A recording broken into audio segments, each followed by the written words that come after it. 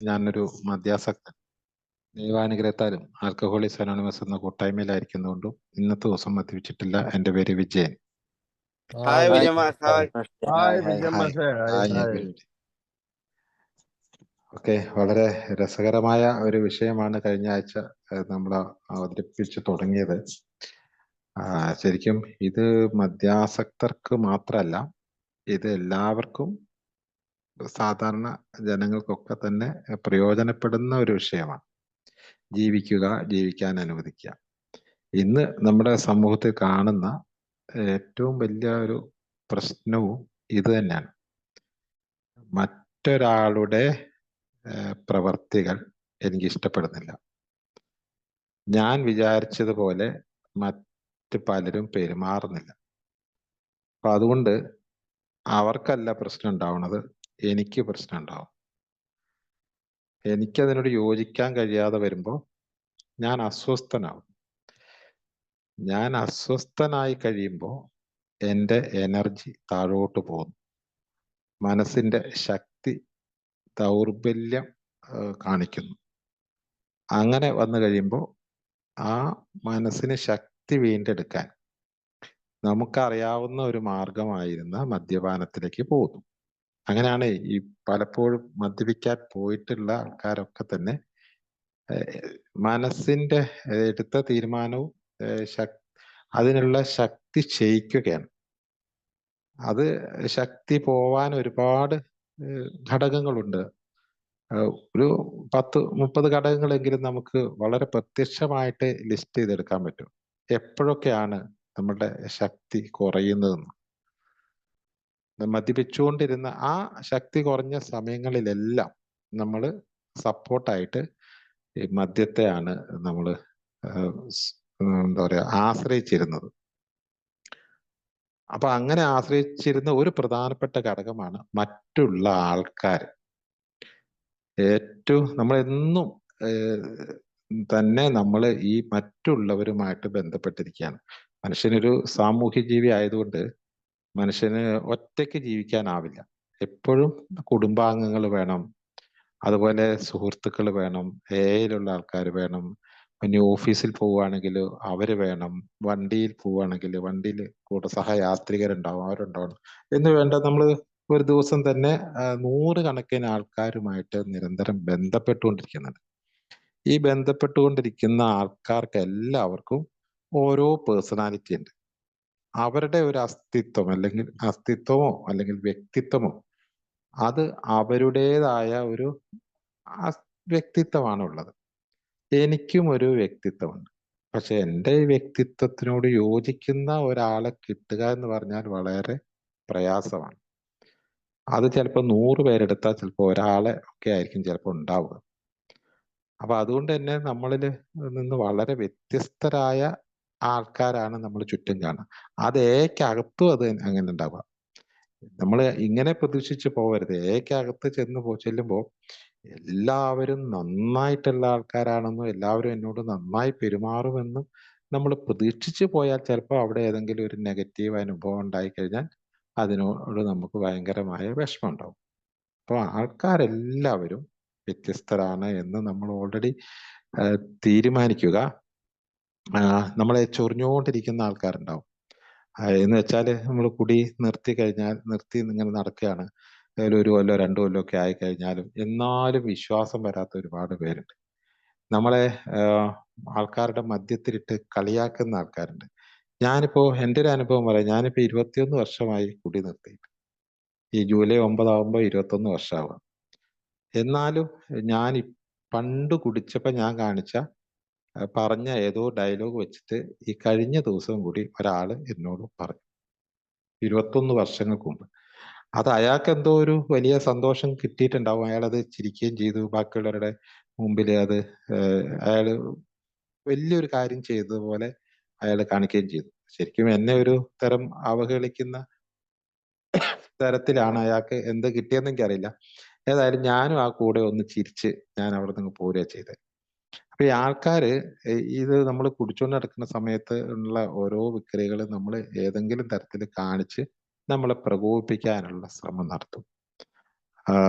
നമ്മളെ പ്രകോപിപ്പിച്ചു കഴിഞ്ഞാൽ നമ്മൾ പോയി കുടിച്ച് കിട്ടിക്കഴിഞ്ഞാൽ ഇവന്മാർക്കൊക്കെ സന്തോഷമാണ്. നമ്മൾ കുടിക്കാതിരിക്കുന്നത് കാണുമ്പോൾ ഇവർക്കുണ്ടാവുന്ന അസ്വസ്ഥത, ആ, കുടിയന്മാരുടെ അടുത്ത് വല്ലാത്ത അസ്വസ്ഥതയുണ്ട്. നമ്മൾ തീരെ അതുകൊണ്ട് തന്നെ അത്തരം ആൾക്കാർ നമ്മളോട് പെരുമാറുന്നത് വളരെ വ്യത്യസ്തമായിട്ടായിരിക്കും. അപ്പൊ അവിടെ നമ്മൾ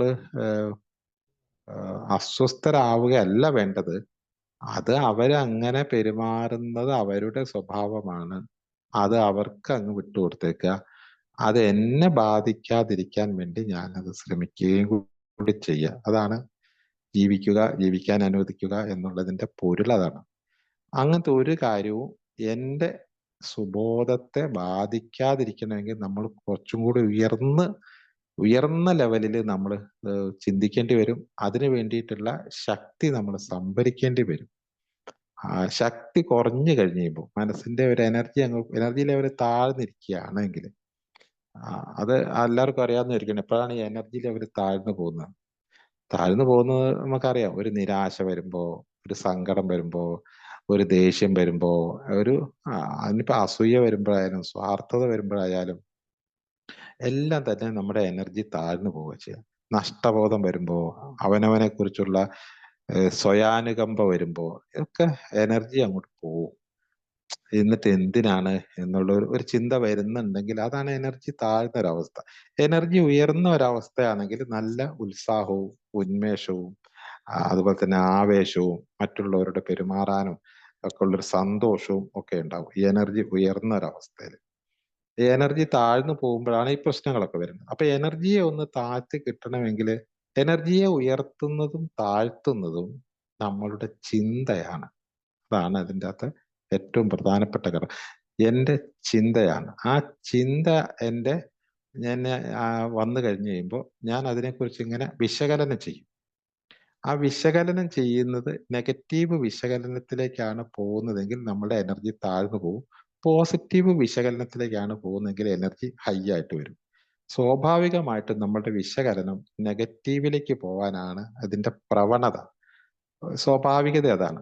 അവിടെ നമ്മൾ കുറേം കൂടി ഉയർന്ന് ചിന്തിച്ചാൽ മാത്രമേ എന്തിനാണ് ഞാൻ അങ്ങനെ ചിന്തിക്കുന്നത്, അതുകൊണ്ട് എനിക്ക് എന്താണ് കാര്യം എന്ന് ചിന്തിച്ചു കഴിഞ്ഞാൽ മാത്രമാണ് ആ എനർജി ലോസ് ആവാതിരിക്കുക.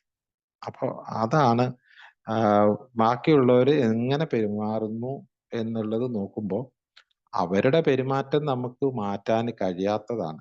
അത് അവരങ്ങനെ പെരുമാറും. ഓരോരുത്തർക്കും ഓരോരുത്തരുടേതായ രീതിയുണ്ട്. അപ്പൊ അതുകൊണ്ട് ഈ കുടി നിർത്തി ആദ്യമായി എയിൽ കടന്നു വരുമ്പോൾ ഞങ്ങൾക്ക് കാണാൻ കഴിഞ്ഞത് മദ്യത്തിന്റെ പിടിയിൽ നിന്ന് മോചനം പ്രാപിച്ച കുടിയന്മാരെയാണ്. ഈ ആളുകളെ കണ്ടത് വലിയൊരു ആശ്വാസമായിരുന്നു. അവർക്ക് ഞങ്ങളോടുള്ള പ്രതികരണത്തിൽ വിമർശനമോ സംശയമോ ഇല്ലായിരുന്നു. അവർ ഞങ്ങളെ മനസ്സിലാക്കുന്നവരും ഞങ്ങളുടെ താല്പര്യമുള്ളവരുമായിരുന്നു. എയിൽ വന്നു കഴിഞ്ഞപ്പോഴാണ് ഇത്തരം ചില ആൾക്കാരെ കാണാൻ പറ്റിയത്. ഞങ്ങളോട് സംശയമില്ലാത്ത, ഞങ്ങളുടെ താല്പര്യമുള്ള, ഞങ്ങളുടെ ഇഷ്ടമുള്ള കുറച്ച് ആൾക്കാരെ കണ്ടപ്പോൾ സ്വാഭാവികമായിട്ടും നമ്മളുടെ എനർജി ലെവൽ കുറച്ചങ്ങോട്ട് ഉയർന്നു. എന്നിരുന്നാലും അവിടെയുണ്ട് പ്രശ്നം. ഞങ്ങളെ അസ്വസ്ഥരാക്കുന്ന ചില ആളുകളെ എയുടെ അകത്തും പുറത്തും ഞങ്ങൾക്ക് നേരിടേണ്ടി വന്നിട്ടുണ്ട്. എയ്ക്ക് പുറത്തുള്ള ഞങ്ങളുടെ സ്നേഹിതർ, സഹപ്രവർത്തകർ അല്ലെങ്കിൽ കുടുംബാംഗങ്ങൾ എന്നിവർ ഞങ്ങൾ ഇപ്പോഴും കുടി തുടരുന്നു എന്ന രീതിയിൽ ഞങ്ങളോട് പെരുമാറുന്നതായി അനുഭവമുണ്ട്. ഞങ്ങൾ യഥാർത്ഥമായും കുടി നിർത്തി എന്ന് വിശ്വസിക്കണമെങ്കിൽ അവർക്ക് കുറച്ചുകൂടി സമയം വേണം. എന്തു പറഞ്ഞാലും ഞങ്ങൾ മുൻകാലങ്ങളിൽ പിന്നീട് ആരംഭിക്കാൻ വേണ്ടി മാത്രം പല പ്രാവശ്യം കൂടി നിർത്തിയതുമാണ്. പണ്ട് പല പ്രാവശ്യം കൂടി നിർത്തിയ ഒരാളെന്ന നിലയ്ക്ക് അത് അറിയാവുന്ന ഒരാള് ഞാനിപ്പോ കൂടി നിർത്തിയിട്ട് 2 കൊല്ലമായി എന്ന് പറഞ്ഞാൽ തന്നെയും വിശ്വാസം വരാത്ത ഒരുപാട് ആൾക്കാരുണ്ട്. പ്രത്യേകിച്ച് ഈ ഭാര്യമാർക്കൊക്കെ ഈ ഇടയ്ക്കിടയ്ക്ക് റിലാപ്സ് ആയിട്ടുള്ള ആൾക്കാരാണെങ്കിൽ അവര് കുടി നിർത്തി ഇപ്പൊ 1 വർഷം 2 വർഷം ആയാൽ പോലും അവരുടെ മുഖത്തൊരു ചിലപ്പോൾ സന്തോഷം വരില്ല. കാരണം ഇയാൾ ഇനി കുടിക്കാനുള്ള സാധ്യത നിലനിൽക്കുന്നുണ്ട്. കാരണം അനുഭവം അങ്ങനെയാണുള്ളത്. അപ്പൊ അങ്ങനെ പെരുമാറുന്ന ആൾക്കാർ നമ്മളുടെ ചുറ്റുമുണ്ട്.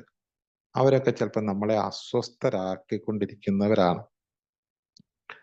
അത് ചിലപ്പോൾ നല്ല സ്നേഹിതരാവാം, കുടുംബക്കാരാവാം, അതുപോലെ ഓഫീസിലുള്ളവരാവാം. ഇവരൊക്കെ ഇങ്ങനെ ഇറിറ്റേഷൻ ആക്കുന്ന ആൾക്കാരുണ്ട്. അപ്പൊ ഇവിടെ അങ്ങനെ വരും എന്നുള്ള കാര്യം നമ്മൾ ഓർക്കേണ്ടതുണ്ട്. കാരണം അവരൊക്കെ എല്ലാ മനുഷ്യരും നമ്മുടെ ഒക്കെ ഒരു സംഗതി എടുത്തു കഴിഞ്ഞാല് അവര് പാർക്കുന്ന ലോകവും ജീവിക്കുന്ന ലോകവും രണ്ടും രണ്ടാ. ഈ പാർക്കുന്ന ലോകം നമ്മൾ താമസിക്കുന്ന ലോകം എന്ന് പറയുന്നത് ഈ ഭൂമി, ഈ വീട് അല്ലെങ്കിൽ ഈ സ്ഥലമാണ്. നമ്മൾ എല്ലാവരും പാർക്കുന്നത് ഒരേ വീട്ടിലുള്ള ആൾക്കാരായിരിക്കും, ഒരേ നാട്ടിലുള്ള ആൾക്കാരായിരിക്കും. ഇതാണ് പാർക്കുന്ന ലോകം. എന്നാൽ ജീവിക്കുന്ന ലോകം അതല്ല. ജീവിക്കുന്ന ലോകം എന്ന് വെച്ചാൽ ഒരേ കൂരയുടെ കീഴിൽ ഒരേ വീടിന്റെ അകത്ത് താമസിക്കുന്ന 4 പേരും ജീവിക്കുന്ന ലോകം 4 ലോകമാണ്. ആ ലോകം അവര് സൃഷ്ടിച്ചതാണ്. അവരുടെ ചിന്ത, ഓരോരുത്തരുടെയും ചിന്തയിൽ കൂടി അനുഭവങ്ങളിലൂടെ ഓരോരുത്തരും സൃഷ്ടിച്ചെടുത്തതാണ് അവരുടെ ജീവിക്കുന്ന ലോകം. അതാണ് അവരുടെ കാഴ്ചപ്പാട്. ആ ലോകം വളരെ കാലത്തെ അനുഭവം കൊണ്ട് നമ്മൾ ഉണ്ടാക്കിയെടുത്തതാണ്. ആ ഒരു ഇത് വെച്ചിട്ടാണ്, ആ ജീവിക്കുന്ന ലോകം വെച്ചിട്ടാണ് നമ്മൾ ഈ ലോകത്തെ കാണുന്നത് തന്നെ.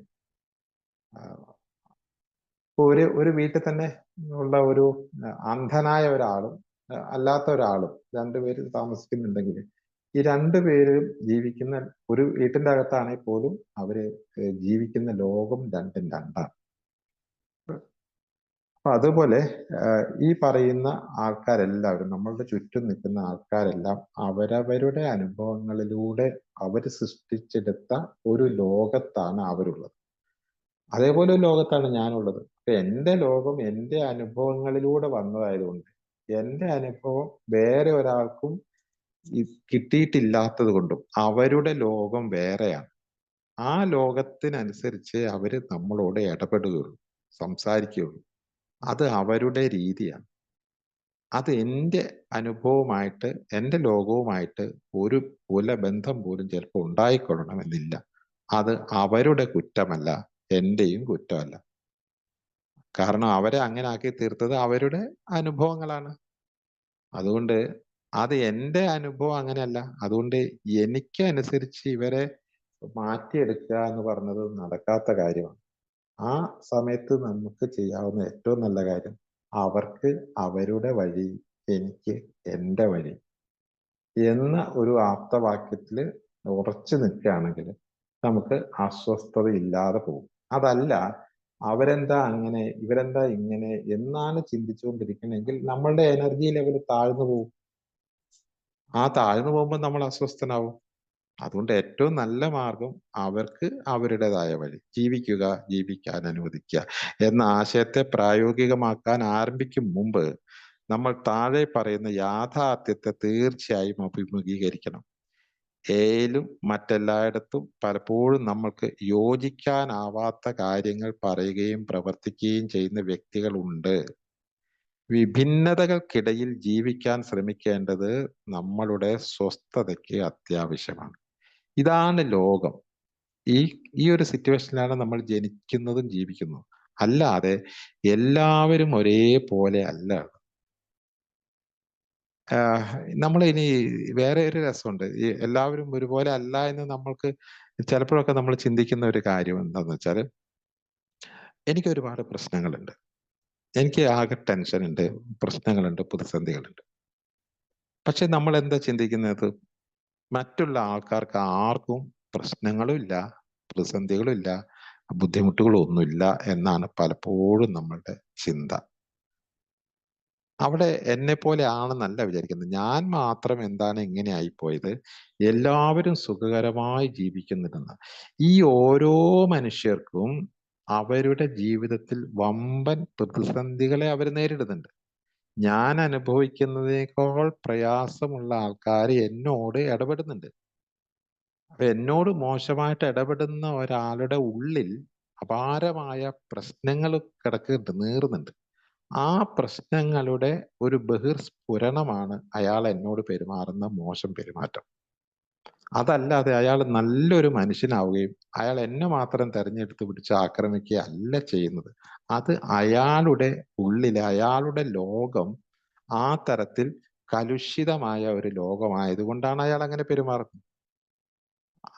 അയാള് മറ്റുള്ള ആൾക്കാരെല്ലാം തന്നെ വീട്ടിലിപ്പോ ഭാര്യ ആയാലും മക്കളായാലും ഇവരൊക്കെ തന്നെ അവർക്ക് എല്ലാവർക്കും അവരുടെ ഉള്ളിൽ ഞാൻ എന്താണോ അനുഭവിച്ചുകൊണ്ടിരിക്കുന്നത് അതുപോലെയുള്ള മനപ്രയാസങ്ങൾ എവരി ഇൻഡിവിജ്വലിന്റെ ഉള്ളിലുണ്ടാവും. എല്ലാ മനുഷ്യരും തന്നെയാണല്ലോ. അപ്പൊ നമ്മൾ വിചാരിക്കുന്നത് ബാക്കിയുള്ളവർക്കൊന്നും ഒരു കുഴപ്പമില്ല, എനിക്ക് മാത്രം എന്താ ഇങ്ങനെയെന്ന് ചിലപ്പോൾ ചിന്തിക്കുന്നു. അപ്പൊ ഞാൻ അനുഭവിക്കുന്നേക്കാൾ പ്രയാസം ഈ പറയുന്ന ആൾക്കാരൊക്കെ അനുഭവിക്കുന്നത്. ഇപ്പൊ ശരിക്കും പറഞ്ഞാല് ആൽക്കഹോളിക്സ് അനോണിമസിൽ വന്ന് കുറച്ച് മാറ്റങ്ങൾ വന്ന ഒരാളുടെ അത്രയും അതിനേക്കാൾ പ്രശ്നമാണ് ശരിക്കും എത്രയോ ആൾക്കാരുടെ ഉള്ളിൽ കൂടി നീറി പുകഞ്ഞ് നടക്കുന്നുണ്ട്. പക്ഷെ അവരൊന്നും ഇത് പുറത്ത് കാണിക്കാത്തത് കൊണ്ട് അവരെല്ലാവരും നല്ല സുഖകരമായി ജീവിക്കുന്നു എന്നാണ് നമ്മൾ വിചാരിക്കുന്നത്. യഥാർത്ഥത്തിൽ അങ്ങനെയല്ല. അതുകൊണ്ട് ഒരാൾ നമ്മളോട് മോശമായി പെരുമാറിയിട്ടുണ്ടെങ്കിൽ അത് അയാളുടെ ഉള്ളിലെ തീവ്രമായ വികാരത്തിന്റെ ഒരു ഒരു പ്രകടനമായിട്ട് എടുക്കുകയാണെങ്കിൽ അയാളോട് ഒരല്പം അനുതാപം തോന്നാനുള്ള ഒരു സാധ്യതയുണ്ട്. അതല്ല അയാൾ നല്ല നിലയിലായി നിൽക്കുമ്പോഴാണ് അയാൾ എന്നെ കാണുമ്പോൾ മാത്രമാണ് പറയുന്നത് എങ്കിലാണല്ലോ കുഴപ്പമുള്ളൂ. അതല്ല യഥാർത്ഥത്തിൽ സംഭവിക്കുന്നത്. നമ്മളുടെ പ്രശ്നങ്ങൾ വളരെ കുറഞ്ഞിരിക്കുന്നു, ബാക്കിയുള്ളവരുടെയൊക്കെ പ്രശ്നങ്ങൾ ഇപ്പോഴും അങ്ങനെ തന്നെ നിൽക്കുന്നു. അപ്പൊ സ്വാഭാവികമായിട്ടും അവർക്ക് അവരുടെ വഴി അവരങ്ങ് വിട്ടാ മതിയല്ലോ. അവരെന്തെങ്കിലും കാണിക്കട്ടെ എന്ന് പറഞ്ഞൊന്ന് ഒന്ന് വിട്ട് കൊടുക്കാൻ നമുക്ക് ഒരു മനസ്സ് വരണമെങ്കിൽ ഇങ്ങനെ ചിന്തിച്ചാൽ മതി. അവർക്ക് എന്നേക്കാൾ കൂടുതൽ പ്രശ്നങ്ങളുണ്ടെന്ന്. അപ്പൊ അവിടെ അതാണ് വിഭിന്നത എന്ന് പറയുന്നത്. പോട്ടെ, എന്തായാലും ജീവിക്കാൻ അനുവദിക്കുക എന്ന് നമ്മൾ സ്വയം പറയുന്നത് ഏറ്റവും സഹായകരമായിരിക്കും. ഇതിനൊക്കെ നമ്മളെ സഹായിക്കുന്നത് ഒരു ഘടകം എന്ന് പറയുന്നത് ഞാൻ പറഞ്ഞല്ലോ, നമ്മുടെ സ്വഭാവമാണ് മാറേണ്ടത്. ഈ ഇതിൻ്റെ അകത്ത് ബിഗ് ബുക്ക് പറയുന്നുണ്ട് ഒരു മാനസിക മാറ്റം സംഭവിക്കണം. നമ്മളില് കുടിച്ചുകൊണ്ട് നടന്ന കാലത്ത് നമ്മളുടെ ഒരു മനസ്സ്, ആ മനസ്സ് തന്നെയാണ് കുടി നിർത്തിയിട്ടുള്ളത് എങ്കിൽ നമുക്ക് പിന്നെയും കുടിക്കാനുള്ള സാധ്യതയാണുള്ളത്. ഒരു മാനസികമായ ഒരു പരിവർത്തനം, ഒരു ട്രാൻസ്ഫോർമേഷൻ നമ്മളിൽ സംഭവിക്കുകയാണ് എങ്കിൽ നമുക്ക് കുടിക്കാതിരിക്കാം. ഇതില്ലെങ്കിൽ എന്താണ് സംഭവിക്കുക? ഈ മനസ്സ് എന്ന് പറയുന്ന ഒരു വലിയ സംഗതിയെക്കുറിച്ച് നമ്മൾ കുറച്ചൊന്ന് മനസ്സിലാക്കി വെച്ച് കഴിഞ്ഞാൽ അത് എളുപ്പം ഉണ്ടാവുമെന്ന് എനിക്ക് തോന്നുന്നു. എന്താണ് മനസ്സ്? ശരീരവും മനസ്സും ഇങ്ങനെ രണ്ട് ഭാഗമാണ്. ഈ ശരീരത്തെ പ്രവർത്തിപ്പിക്കുന്നത് ഒരു ഏരിയയാണ്, അതിന്റെ കൺട്രോളറാണ് ഈ മനസ്സെന്ന് പറയുന്നത്. ഈ ശരീരത്തെ ബാധിക്കുന്ന ചൂടും തണുപ്പും കാറ്റും വെളിച്ചവും ഒക്കെ ശരീരത്തെ ഇത് ബാധിക്കുമെങ്കിൽ ഇതേപോലെ മനസ്സിനെ ബാധിക്കുന്ന കുറേ സംഗതികളുണ്ട്. ഈ മനസ്സാണ് നമ്മളുടെ ശരീരത്തെ നിയന്ത്രിക്കുന്നത്.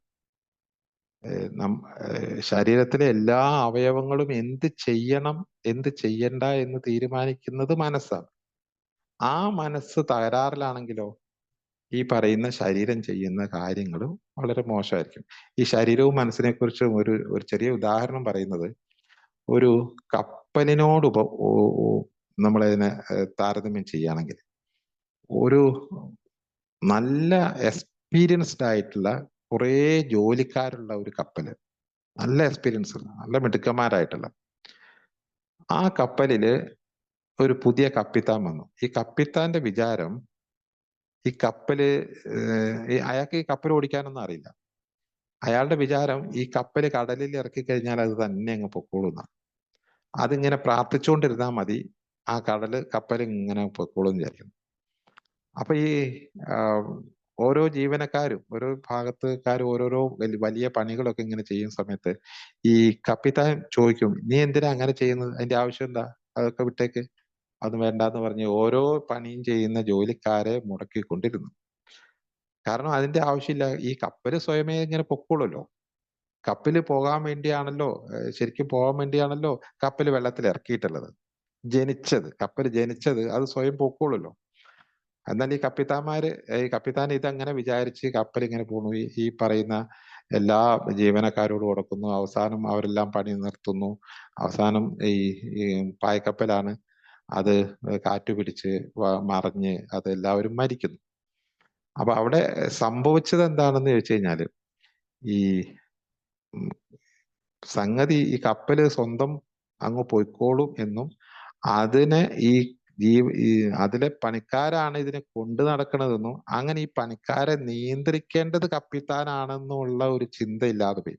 അപ്പൊ ഒരു എക്സ്പെർട്ട് ആയിട്ടുള്ള ഒരു കപ്പിത്താനായിരുന്നുവെങ്കിൽ, പരിശീലനം സിദ്ധിച്ച, നാവിക പരിശീലനങ്ങളെല്ലാം സിദ്ധിച്ച ഒരു കപ്പിത്താനായിരുന്നുവെങ്കിൽ അയാൾക്ക് ഇയാളുടെ കപ്പലിലുള്ള ജോലിക്കാരെല്ലാം കൃത്യമായിട്ട് അയാൾക്ക് നിയന്ത്രിച്ചു കൊണ്ടുപോയിരുന്നെങ്കിൽ കപ്പൽ ലക്ഷ്യസ്ഥാനത്ത് എത്തിയേനെ. അപ്പൊ ഇടയ്ക്ക് വെച്ച് കപ്പൽ മറിഞ്ഞു പോകാൻ കാരണം അത് നിയന്ത്രിച്ച ആ നിയന്ത്രണത്തിന് ഉത്തരവാദിയായിട്ടുള്ള കപ്പിത്താന്റെ തകരാറ്. ഇതേപോലെയാണ് യഥാർത്ഥത്തിൽ നമ്മളുടെ മനസ്സ്. ഈ മനസ്സെന്ന് പറയുന്നത് ഒരു കപ്പിത്താനായിട്ട് എടുക്കുകയാണെങ്കിൽ നമ്മളുടെ ശരീരത്തിലെ എല്ലാ സംഗതികളെയും അതിനെ നിയന്ത്രിക്കേണ്ട കപ്പിത്താനാണ് മനസ്സ്. അത് നല്ല പരിശീലനം സിദ്ധിച്ച കപ്പിത്താനാണ് എങ്കിൽ ആ എല്ലാ അവയവങ്ങളെയും നമുക്ക് കൃത്യമായി ഉപയോഗപ്പെടുത്തിക്കൊണ്ട് പോകാൻ പറ്റും. അങ്ങനെ വന്നാൽ അവിടേക്ക് കപ്പലിലേക്ക് കയറി വരാനുള്ള കാറ്റിനെയും കോളിനെയും ഒക്കെ തടയാൻ കഴിയും. അതായത് വെറുപ്പ്, വിദ്വേഷം, പക, അസൂയ, സ്വാർത്ഥത, ഇങ്ങനെയുള്ള കുറെ സാധനങ്ങൾ ഇങ്ങോട്ട് കയറി വരുന്ന സമയത്ത് അതിനെ ബ്ലോക്ക് ചെയ്ത് വേണ്ടത് എന്താണോ അതിനെ മാത്രം ഉള്ളിലേക്ക് എടുക്കുകയും ചെയ്യുകയാണെങ്കിൽ, സ്നേഹവും സന്തോഷം, സഹാനുഭൂതി തുടങ്ങിയിട്ടുള്ള കാര്യത്തെ, ദയ, കരുണ, ഇങ്ങനെയുള്ള കാര്യത്തെയാണ് ഈ കപ്പിത്താൻ എടുക്കുന്നതെങ്കിൽ, മനസ്സ് എടുക്കുന്നതെങ്കിൽ ശക്തി പകരുകയും, അതല്ല ഈ വേണ്ടാത്തതിനെയാണ് എടുക്കുന്നതെങ്കിൽ ശക്തി കുറയുകയും ചെയ്ത് ഈ കപ്പല് വെള്ളത്തിലേക്കാവും. ഇതെല്ലാം തീരുമാനം എടുക്കാനുള്ള മനസ്സ് നമുക്ക് തന്നിട്ടുണ്ട്.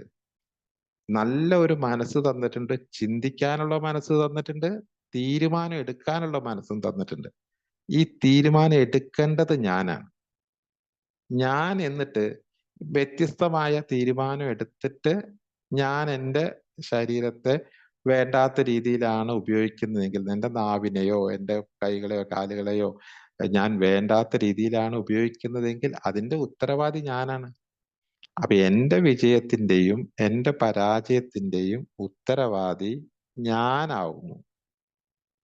ഞാനാവുന്നത് ആവാൻ കാരണം എൻ്റെ ചിന്തയാവുന്നു. അപ്പൊ ഞാൻ ശരിയായി ചിന്തിക്കുകയായിരുന്നുവെങ്കിൽ എൻ്റെ തീരുമാനം ശരിയായേനെ.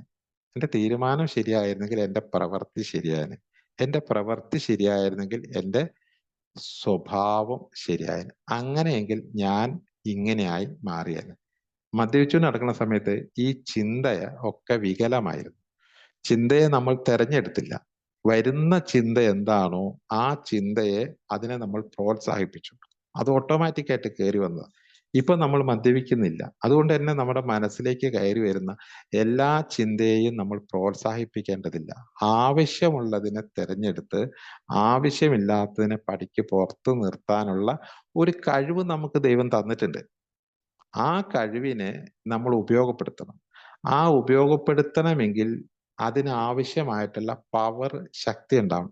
ആ ശക്തിക്ക് വേണ്ടി നമുക്ക് വേണമെങ്കിൽ ഈ ഔട്ട്സൈഡ്, പുറമേയുള്ള ശക്തിയെ നമുക്ക് സ്വീകരിക്കാം. അങ്ങനെ ഒരു പ്രാപഞ്ചിക ശക്തി, ഈശ്വരൻ എന്ന് പറയുന്ന ഒരു വലിയ ശക്തി നമുക്ക് എപ്പോ വേണമെങ്കിലും സഹായം ചെയ്യാൻ തയ്യാറായി നിൽപ്പുണ്ട്. അപ്പൊ ആ ശക്തി നമുക്ക് കിട്ടണമെന്നുണ്ടെങ്കിൽ ആ ശക്തിയോട് നമ്മൾ റിക്വസ്റ്റ് ചെയ്യണം. ഒരു അപേക്ഷ കൊടുക്കണം. എനിക്ക് ആ ശക്തി വേണമെന്നൊരു അപേക്ഷ കൊടുത്താൽ മാത്രമേ ആ ശക്തി വരുള്ളൂ. ഇപ്പൊ കപ്പല് മുങ്ങി താഴാൻ നേരത്താണേലും മറ്റുള്ളവര് കപ്പലുകാർ ഓടി വരണമെങ്കിൽ ഒരു സന്ദേശമെങ്കിലും അയക്കണം. ഇത് എന്റെ കപ്പല് മുങ്ങി താഴാൻ പോവുകയാണ്, നിങ്ങൾ ആരെങ്കിലും വന്ന് എന്നെ സഹായിക്കണം എന്ന് പറഞ്ഞിട്ടില്ല എങ്കിൽ ഇത് മുങ്ങി താഴ്ന്നു കഴിഞ്ഞിട്ടേ മറ്റവരറിയൂ. അപ്പൊ അതിനു മുമ്പ് നമുക്ക് ഒരു സന്ദേശം കൊടുക്കാനെങ്കിലും കഴിയുള്ളൂ. എനിക്ക് വല്ലാത്ത പ്രശ്നങ്ങളുണ്ട്. അപ്പൊ ഒരു സഹായം ചെയ്യാനുള്ള ആൾക്കാര് ചുറ്റുമുണ്ട്, സഹായം ചെയ്യാനുള്ള ശക്തിയുമുണ്ട് നമ്മുടെ അടുത്ത്.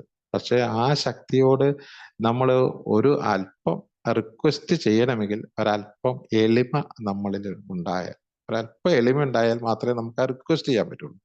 അങ്ങനെയെങ്കിൽ ആ ശക്തി നമ്മളിലേക്ക് ആവാഹിച്ചെടുത്തു കഴിഞ്ഞാൽ നമ്മൾക്ക് വേണ്ട ചിന്തയെ നമുക്ക് ബലപ്പെടുത്താൻ കഴിയും. ഇനി ആ ശക്തി ആവാഹിച്ചെടുത്തില്ലെങ്കിലോ വേണ്ടാത്ത ചിന്ത വളരെ ശക്തിപൂർവ്വം നമ്മളിൽ വരികയും ചെയ്യും.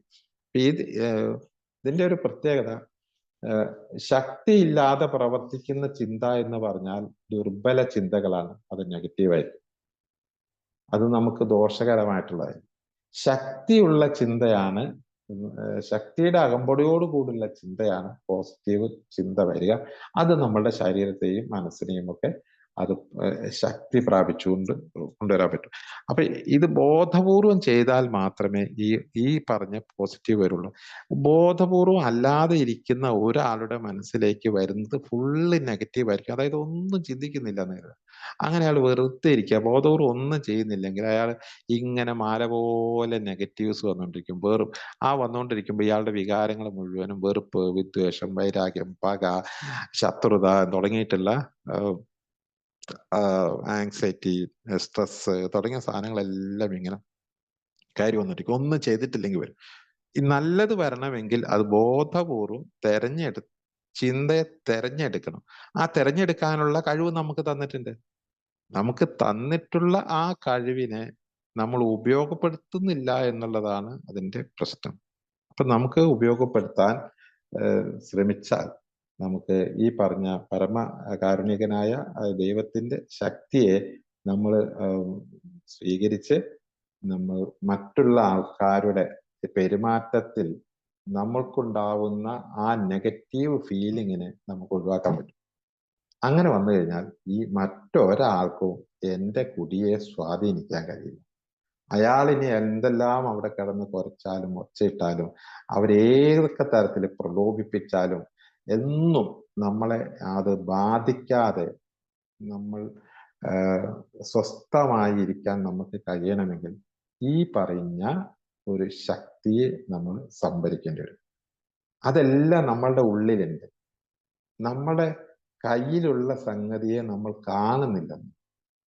ശരിക്കും നമ്മളുടെ വലിയ സംഭവമാണ്. നമ്മളുടെ ഒരുപാട് കഴിവുകളെയും ഒരുപാട് ശക്തികളെയും തിരിച്ചറിയാതെ പോയ ആൾക്കാരാണ് നമ്മൾ. ഈ പറഞ്ഞ വലിയ നേട്ടം നേടിയ പല ആൾക്കാരും വലിയ ശക്തിയോടുകൂടി പ്രവർത്തിച്ചവരൊക്കെ അതേപോലെയുള്ള ഒരു മനസ്സും എല്ലാ സംഗതിയും ദൈവം നമുക്ക് തന്നിട്ടുണ്ട്. അവർക്കൊക്കെ നമ്മൾ ചിലപ്പോൾ വിചാരിക്കും അവർക്കൊക്കെ അത്രയും വലിയ ശക്തി കൊടുത്തതാണ്. കൊടുത്തത് എല്ലാവർക്കും ഈക്വലാണ്. ഉപയോഗിച്ചത് എല്ലാവരും ഈക്വൽ ആയിട്ടല്ല. നമ്മൾ അത് ചെടുത്തെടുത്ത് ഉപയോഗിച്ചിട്ടില്ല. നമ്മുടെ ഉള്ളില് അപാരമായ ഒരു ശക്തി വിശേഷം ഉണ്ട് എന്ന് നമ്മൾ റിയലൈസ് ചെയ്ത് കഴിയുമ്പോൾ നമുക്ക് അതിനെ എപ്പോഴും എടുത്ത് ഉപയോഗിക്കാൻ കഴിയും. അങ്ങനെ ശക്തനാണ് ഞാൻ എങ്കിൽ ഈ പറഞ്ഞ പുറമേ നിന്ന് വരുന്ന ഒരു കൊടുങ്കാറ്റോ പോലും ഈ ഇതിനെ ബാധിക്കില്ല. അതല്ല ശക്തി ഇല്ലെങ്കിലോ ചെറിയ ഒരു കുളിർക്കാറ്റ് വന്നാൽ പോലും ഇത് മറിഞ്ഞു വീഴും. ഇപ്പൊ അതാ ശക്തി ഉള്ളതാണ് നമ്മൾ ഉള്ളിലുണ്ട്. അപ്പൊ അതുകൊണ്ട് അതിനെ നമ്മൾ തിരിച്ചറിയാതാണ്. ഓരോ മനുഷ്യരും എല്ലാവരും തന്നെ അപാരമായ സിദ്ധിയുമായിട്ട് ജനിച്ചവരാണ്. അതിന്റെ ഒരു 5% മുതൽ 10% വരെയാണ് സാധാരണ ആൾക്കാർ അത് ഉപയോഗപ്പെടുത്തിയിട്ടുള്ളത്. അത് കണ്ടെത്തിയിട്ടുമില്ല, അത് ഉപയോഗപ്പെടുത്തിയിട്ടുമില്ല. പക്ഷെ അത് ഒന്ന് ശ്രമിച്ചാൽ നമ്മൾ ഈ നിൽക്കുന്ന ഞാനേ അല്ല, ഈ നിൽക്കുന്ന നമ്മളെയല്ല നമുക്ക് ഒരുപാട് മുന്നോട്ട് പോകാൻ കഴിയും. നല്ല ധൈര്യത്തോട് മുന്നോട്ട് പോകാൻ കഴിയും. ആ കഴിയുന്നതിനെ തടസ്സപ്പെടുത്തുന്നതിനെ ഒക്കെ നമുക്ക് മാറ്റി നിർത്താൻ കഴിയും. ഏറ്റവും കൂടുതൽ തടസ്സപ്പെടുത്തുന്ന ഒരു സാധനം ഭയമാണ്. ഭയം ബാക്കി ഈ ഭാവിയെ കുറിച്ചുള്ള ഭയം, രോഗത്തെ കുറിച്ചുള്ള ഭയം, സാമ്പത്തിക കാര്യങ്ങളെ കുറിച്ചുള്ള ഭയം, കുടുംബാംഗങ്ങളെ കുറിച്ചുള്ള ഭയം, അപകടത്തെ കുറിച്ചുള്ള ഭയം എന്ന് വേണ്ട എല്ലാ തരത്തിലും നമ്മൾക്ക് ഭയമാണ്. ഈ ഭയം വരുമ്പോഴേക്ക് സംഭവിക്കുന്നത് എനർജി ലോസ് ആവുക ചെയ്യുന്നു. ഏതെങ്കിലും ടെൻഷൻ എന്ത് സംഭവിക്കും, അയ്യോ അങ്ങനെ ആയാലും എന്താവും എന്നിങ്ങനെ ആലോചിച്ചുകൊണ്ടിരിക്കുന്ന ഒരാൾക്ക് എനർജി ലോ ആവുക ചെയ്യുക. ഈ ഭയം ഇല്ലാതായാൽ തന്നെ നമുക്ക് എനർജി ഹൈ ആയി കിട്ടും. ഭയം ഇല്ലാതാക്കാനുള്ള ഏറ്റവും നല്ല മാർഗം എനിക്ക് എപ്പോഴും എന്നെ തുണയ്ക്കാൻ ഒരു ശക്തി കൂടെയുണ്ട്, എൻ്റെ കൂടെ ആളുണ്ട് എന്ന ഒരു അപാരമായ ഒരു വിശ്വാസം വന്നു കഴിഞ്ഞാൽ എനിക്ക് ഭയം കുറയും. ഭയങ്കരമായ ഒരു വിശ്വാസം. അതായത് ഈ ചെറിയ കുട്ടികളെ നിങ്ങൾ നമുക്കറിയാലോ, ആ കുട്ടികൾ എത്ര ഹൈറ്റ് കയറിയിട്ട് ഇങ്ങോട്ട് ചാടാൻ പറഞ്ഞു അച്ഛൻ താഴെ നിൽക്കുകയാണെങ്കിൽ ആ കുട്ടി എടുത്ത് ചാടും, എടുത്ത് ചാടും. കാരണം ആ കുട്ടിക്ക് ഭയമില്ല. ഭയം എന്ന് പറഞ്ഞ സാധനം വരുന്നു കഴിയുമ്പോഴാണ് ഈ പ്രശ്നം വരുന്നത്. നമ്മൾ വളർന്നു വന്നപ്പോൾ നമ്മൾ സ്കൂളിൽ പഠിക്കുന്ന സമയത്ത് നമുക്ക് ഭയം ഉണ്ടായിരുന്നില്ല. പരീക്ഷയ്ക്ക് തോറ്റാലും നമുക്ക് ഭയമില്ല. അത് കഴിഞ്ഞ് ഒരു 10-20 വയസ്സൊക്കെ ആകുമ്പോഴാണ് കുറേശ്ശെ ഭയം കയറാൻ തുടങ്ങിയത്. ഈ ഭയം കയറാൻ തുടങ്ങിയപ്പോഴാണ് എനർജി ലോസ് ആയത്. എനർജി ലോസ് ആയപ്പോഴാണ് നമ്മൾ മദ്യപിക്കാൻ പോയിക്കൊണ്ടിരുന്നത്. ഇപ്പോഴും നമുക്ക് എല്ലാവരും അത്യാവശ്യം നല്ല നിലയിലൊക്കെ ആണെങ്കിലും പിന്നെ ഈ അടങ്ങാത്ത ഭയം, പല കാര്യങ്ങൾക്കും ഭയം ഇങ്ങനെ നിന്നുകൊണ്ടിരിക്കും. അപ്പൊ അതുകൊണ്ട് ഈ ഭയത്തെ കുടിച്ചു പോകുമോ എന്നുള്ള ഭയം എന്ന് വേണ്ട, എല്ലാത്തിനും ഇങ്ങനെ ഭയം. അതിനെയൊക്കെ നമുക്ക് മറികടന്നാൽ മാത്രമേ നമുക്ക് ഈ പറയുന്ന മറ്റുള്ള ആൾക്കാരുടെ പെരുമാറ്റത്തെ നമുക്ക് എന്താ പറയാ അതിനോട് പൊരുത്തപ്പെടാൻ കഴിയുള്ളൂ.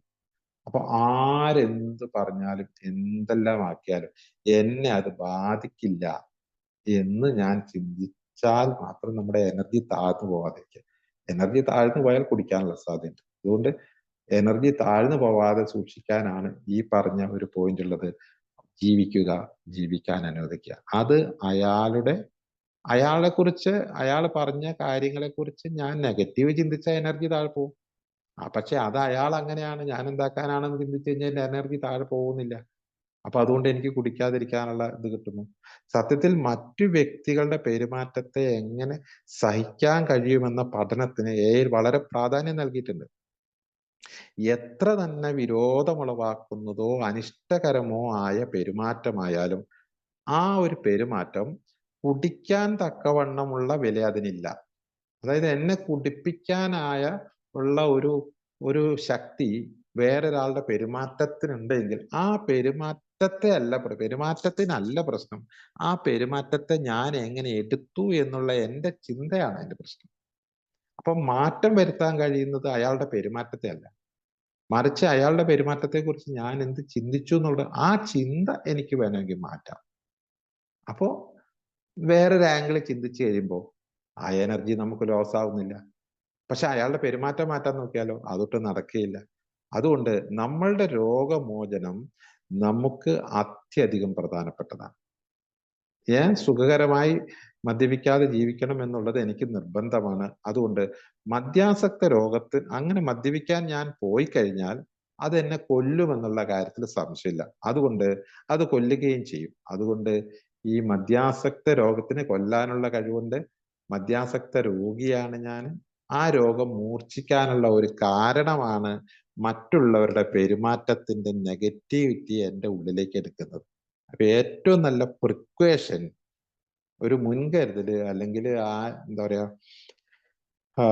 നമ്മുടെ പ്രതിരോധ ശേഷി വർദ്ധിപ്പിക്കാനുള്ള ഏറ്റവും നല്ല ഒരു മരുന്ന് എന്ന് പറയുന്നത് മറ്റുള്ളവരുടെ പെരുമാറ്റം എൻ്റെ സ്വഭാവത്തിനോ ചിന്തയ്ക്കോ മങ്ങലേൽപ്പിക്കാൻ വേണ്ടി അതിന് വിട്ടുകൊടുക്കരുത്. അത് എൻ്റെ തീരുമാനമാണ്. അതിന് വേണ്ടിയിട്ടുള്ള ഒരു ശക്തി വിശേഷം ഞാൻ സംഭരിക്കണം. ആര് എന്ത് എവിടെയും പറഞ്ഞോട്ടെ, അത് പറയുന്നത് എനിക്ക് നെഗറ്റീവ് വികാരത്തിലേക്ക് പോവാതിരിക്കാൻ നോക്കണം. വേണമെങ്കിൽ പോസിറ്റീവ് ആക്കുകയും വേണ്ടിട്ടോ. വല്ലാതെ പോസിറ്റീവ് ആക്കുന്ന ആൾക്കാർക്കും ഈ പ്രശ്നമുണ്ട്. അതായത് നമ്മളെ വല്ലാതെ പ്രോത്സാഹിപ്പിക്കുകയോ പ്രശംസിക്കുകയോ അല്ലെങ്കിൽ അതൊക്കെ ചെയ്യുമ്പോൾ നമുക്ക് ഭയങ്കരമായ സന്തോഷം ഉണ്ടാവുന്നുണ്ട് എങ്കിൽ മറ്റൊരാളെ നമ്മളെ വല്ലാതെ സ്വാധീനിക്കുന്നുണ്ടെന്നുള്ളതാണ് അർത്ഥം. അപ്പൊ അതിനും ശരിക്കും നിൽക്കാൻ പാടില്ലെന്നാണ്. ഒരാളുടെ പ്രശംസ കേൾക്കുമ്പോഴേക്കും പൊങ്ങി പോവുക, അങ്ങനെയുള്ള ഒരാളുടെ ചീത്ത കേൾക്കുമ്പോഴേക്കും താഴ്ന്നു പോകും. അപ്പൊ അതുകൊണ്ട് മറ്റൊരാള് അത് നമ്മൾ തീരുമാനിക്കണം, നമ്മൾ പൊങ്ങണോ പൊങ്ങണ്ടോ എന്നുള്ളത്. ഒരാളുടെ പ്രശംസ കേൾക്കുമ്പോഴേക്കും അല്ലാതെ പൊങ്ങണോ നമ്മളങ്ങ് തീരുമാനിക്കണം. നമ്മൾ തീരുമാനിക്കാതെയാണ് നമ്മൾ പൊങ്ങണതെങ്കിൽ അത് മറ്റുള്ളവരുടെ കയ്യിലാണ് നമ്മൾ എന്നുള്ളത് അവർക്ക് ബോധ്യമാവും. മറ്റുള്ളവരെ വിശേഷാൽ ഞങ്ങളെ പ്രകോപിപ്പിക്കുന്ന തരത്തിൽ ഉരസുന്നവരെ മനസ്സിലാക്കാൻ ശ്രമിക്കുന്നത് വളരെ ഫലം തരുന്നതാണെന്ന് ഞങ്ങൾ പഠിച്ചു. മനസ്സിലാക്കപ്പെടുന്നതിനേക്കാൾ മനസ്സിലാക്കുന്നതാണ് സുഖപ്പെടലിൽ വളരെ പ്രാധാന്യമറിയിക്കുന്നത്. ഇവിടെ എൻ്റെ സ്വഭാവം എന്താണെന്ന് ഇവർക്കൊന്ന് മനസ്സിലാക്കി കൊടുക്കണം. അതിനു വേണ്ടിയിട്ട് ഞാൻ അങ്ങനെ വിശദീകരിച്ച് കൊടുക്കുക, അങ്ങനെ ചെയ്യണം, ഇങ്ങനെ. ഇതൊന്നും ഇവർക്ക് മനസ്സിലാവില്ല. നമ്മൾ ഇവരെയൊക്കെ മനസ്സിലാക്കിക്കാൻ വേണ്ടിയിട്ട് ശ്രമിക്കുകയാണ്. അതിൽ വലിയ കാര്യമൊന്നുമില്ല. അതിനേക്കാൾ നല്ലത് അവരെ അങ്ങ് മനസ്സിലാക്കുകയാണ്. അപ്പൊ സിമ്പിളായിട്ട് പരിഹരിക്കാൻ പറ്റും. അതാണ് വസ്തുത നാം സൂക്ഷിക്കുന്നത് ഏറ്റവും എളുപ്പമുള്ള കാര്യമാണ്. കാര്യങ്ങൾ അങ്ങനെ ആയിരിക്കെ ഇതൊക്കെ ആണെങ്കിലും ഈ പറഞ്ഞ ആൾക്കാരുടെ പെരുമാറ്റം പറയാം. അങ്ങനെ ആയിരിക്കും. നമ്മളുടെ തണുത്ത സമീപനം കാണുന്ന കുറെ വ്യക്തികളെ ഏതെങ്കിലും മറ്റിടങ്ങളിലൊക്കെ കണ്ടേക്കാം. ഒരുമാതിരി ചൊറിയുന്ന ആൾക്കാർ. അതുകൊണ്ട് എല്ലാവർക്കും അവരവർ തിരഞ്ഞെടുക്കുന്ന രീതിയിൽ പെരുമാറാനുള്ള അവകാശത്തെ നാം ബഹുമാനിക്കാൻ ശ്രമിക്കുന്നു. അവർ അങ്ങനെ പെരുമാറുന്നത് അത് അവരുടെ ലോകമാണ്. അവരുടെ ഒരു ലോകം അവർ സൃഷ്ടിച്ചു വെച്ചിട്ടുണ്ട്. ആ ലോകത്ത് നിന്നുകൊണ്ടേ അവർ പെരുമാറുള്ളൂ. ആ ലോകത്ത് നിന്ന് വളരാൻ അവർക്കൊട്ട് കഴിയുകയുമില്ല. പക്ഷെ ഞാനോ അങ്ങനെയല്ലല്ലോ. ഞാൻ എൻ്റെ ലോകത്തെ വളർത്താൻ പഠിച്ച ഒരാളാണ്, പഠിച്ചുകൊണ്ടിരിക്കുന്ന ഒരാളാണ്. എനിക്ക് എൻ്റെ ചിന്തയെ മാറ്റാൻ കഴിയും, എൻ്റെ കാഴ്ചപ്പാടിനെ മാറ്റാൻ കഴിയും. ഞാൻ വളർന്നുകൊണ്ടിരിക്കുന്ന ഒരാളാണ്. മറ്റുള്ളവരൊക്കെ വളരാത്ത ആൾക്കാരാണ്. അവരെവിടെയോ വളർന്ന് പഠനം നിർത്തിയ ആൾക്കാരാണ്. ഞാൻ പഠിച്ചുകൊണ്ടിരിക്കുന്ന ആൾക്കാരാണ്. ഞാൻ വളർന്നുകൊണ്ടിരിക്കുന്ന ഒരാളാണ്. അതുകൊണ്ട് തന്നെ അവരെ എനിക്ക് ഒന്നും ചെയ്യാൻ പറ്റില്ല. ഞാനാണ് വളരേണ്ടത്. ഞാൻ വളർന്നുകൊണ്ടിരിക്കുകയാണ്. അപ്പൊ അതുകൊണ്ട് അവരെ ബഹുമാനിക്കാൻ ശ്രമിക്കുന്നു. നമ്മൾക്ക് മറ്റുള്ളവർ അതേ അങ്ങനെ നമ്മൾ ശ്രമിക്കുമ്പോൾ അവർ നമുക്ക് തിരിച്ച് അതേ ആദരവ് നൽകും എന്ന് നമ്മൾ പ്രതീക്ഷിക്കരുത്. പക്ഷെ മിക്കവാറും അത് കിട്ടുകയും ചെയ്യും. പ്രതീക്ഷിച്ചു കഴിഞ്ഞാലുള്ള കുഴപ്പം എന്താ വെച്ചാൽ ചിലപ്പം നമുക്ക് നിരാശ വരും. അത് ഉപകാരം ചെയ്യുമ്പോഴൊക്കെ അങ്ങനെ വേണമെന്നാണല്ലോ പറയുന്നത്. നമ്മളൊരു ഉപകാരം ചെയ്യുമ്പോൾ തിരിച്ച് അയാള് ഉപകാരം ചെയ്യുമെന്ന് പ്രതീക്ഷിക്കാൻ പോയി കഴിഞ്ഞാൽ നമുക്ക് നിരാശയായി. എൻ്റെ ഒരു അനുഭവം വെച്ച് നോക്കിയാല് എനിക്ക് ഞാൻ ചെയ്ത പല ഉപകാരങ്ങളും ചിലപ്പോൾ അവരൊക്കെ നമുക്ക് തിരിച്ച് അങ്ങനെയല്ല തന്നിട്ടുള്ളത്. മിണ്ടാണ്ടിരിക്കുകയല്ല ചെയ്ത്, ഉപദ്രവം ചെയ്തിട്ടുണ്ട്. പക്ഷെ അത്ഭുതം സംഭവിച്ചെന്താ വെച്ചാൽ നമ്മൾ അറിഞ്ഞിട്ടും കേട്ടിട്ടും ഇല്ലാത്ത പല ആൾക്കാരും എന്നെ സഹായിച്ചിട്ടുണ്ട്. എനിക്ക് എൻ്റെ ജീവിതത്തിൽ മാറ്റം വന്നിട്ടുള്ള പ്രധാനപ്പെട്ട എല്ലാ സംഭവങ്ങളും എന്നെ അറിയ പോലും ചെയ്യാത്ത ആൾക്കാരുടെ സഹായം കൊണ്ടാണ്. ഞാൻ ചിലപ്പോൾ അത്ഭുതപ്പെട്ടു പോയിട്ടുണ്ട്. ഇവരൊക്കെ എങ്ങനെയാണ് എന്നെ സഹായിക്കാൻ കാരണമെന്ന്. അത്രമാത്രം അത്ഭുതകരമായ സഹായം എനിക്ക് കിട്ടിയിട്ടുണ്ട്. എന്നാലോ ഞാൻ എത്രയോ കാലം സഹായിച്ച ആൾക്കാർ നമ്മളെ തിരിഞ്ഞു കുത്തിയിട്ടുണ്ട്. അപ്പൊ അവിടെ ഞാൻ തിരിച്ചറിഞ്ഞൊരു കാര്യം, ഈ പറഞ്ഞ ആൾക്കാരൊക്കെ എന്നെ സഹായിക്കാൻ കാരണം, അറിയാത്ത ആൾക്കാർ എന്നെ സഹായിക്കാൻ കാരണം ഞാൻ അവരെ സഹായിച്ചത് കൊണ്ടല്ല, മറിച്ച് ഞാൻ ഇപ്പറെ സഹായിച്ചത് കൊണ്ടാണ്. അതുകൊണ്ട് ഞാൻ ഇപ്പോഴും ഇപ്പറെ ആൾക്കാരെ സഹായിച്ചുകൊണ്ടിരിക്കുന്നു. ആരാണ് എനിക്ക് സഹായം തിരിച്ചു തരിക എന്ന് എനിക്ക് അറിയാത്തത് കൊണ്ട് ഞാൻ സഹായിച്ചുകൊണ്ടേയിരിക്കുന്നു. അത് മറ്റുള്ള ആൾക്കാരിൽ നിന്ന് എവിടെ നിന്നെങ്കിലുമൊക്കെ ആ സഹായം എനിക്ക് തിരിച്ചു കിട്ടിക്കൊണ്ടേയിരിക്കുന്നു. അതിന് ഞാനൊരു എക്സാമ്പിൾ കണ്ടെത്തിയൊരു സംഗതി എന്ന് വെച്ചാല്, പല ആഘോഷങ്ങൾക്കും ഞാൻ മെസ്സേജ് അയക്കും. ഒരു 100 കണക്കിന് മെസ്സേജ് അയക്കും. അതിലൊരു 10% പേരെ തിരിച്ച് ഇങ്ങോട്ട് അയക്കാറുള്ളൂ. പക്ഷെ എനിക്ക് 100ൽ കൂടുതൽ, ഞാൻ അങ്ങോട്ട് അയച്ചേക്കാൾ കൂടുതൽ മെസ്സേജുകൾ എനിക്ക് തിരിച്ചു കിട്ടാറുണ്ട്. അത് മിക്കവാറും ഞാൻ അങ്ങോട്ട് അയച്ചിട്ടുള്ള ആൾക്കാരിൽ നിന്നാവില്ല. ഞാൻ കണ്ടിട്ട് പോലും ഇല്ലാത്ത, പരിചയം പോലും ഇല്ലാത്ത ആൾക്കാരിൽ നിന്നായിരിക്കും എനിക്ക് മെസ്സേജ് കിട്ടിയിട്ടുണ്ടാവുക. ഇത് കറക്റ്റാണ്. ഇത് തന്നെയാണ് ലോകം. അതുകൊണ്ട് നമ്മള് ഈ പറഞ്ഞ ആൾക്കാര് സഹായിക്കുന്നവര് തിരിച്ച് സഹായിക്കാൻ വിചാരിച്ചു കഴിഞ്ഞാൽ അത് നമുക്ക് നിരാശയായിരിക്കും ഫലം. അത് മറ്റുള്ള ആൾക്കാരുടെ പെരുമാറ്റം, അവര് നമ്മളോട് മോശമായിട്ടായിരിക്കും പെരുമാറുകയും ചെയ്യും. അതൊന്നും എൻ്റെ കുടിയെ ബാധിക്കാൻ പാടില്ല. കാരണം നമുക്ക് ഇത് മറ്റ് സ്ഥലത്തു നിന്നാണ് ഇതിന്റെ പ്രതിഫലം കിട്ടുക എന്ന് എനിക്ക് മനസ്സിലായി. എൻ്റെ അനുഭവം അതാണ് എന്നെ പഠിപ്പിക്കുന്നത്. അതുകൊണ്ട് അത്തരം ആൾക്കാരുടെ നെഗറ്റീവ് പ്രതികരണങ്ങളെ ഞാനത് വകവയ്ക്കുന്നില്ല.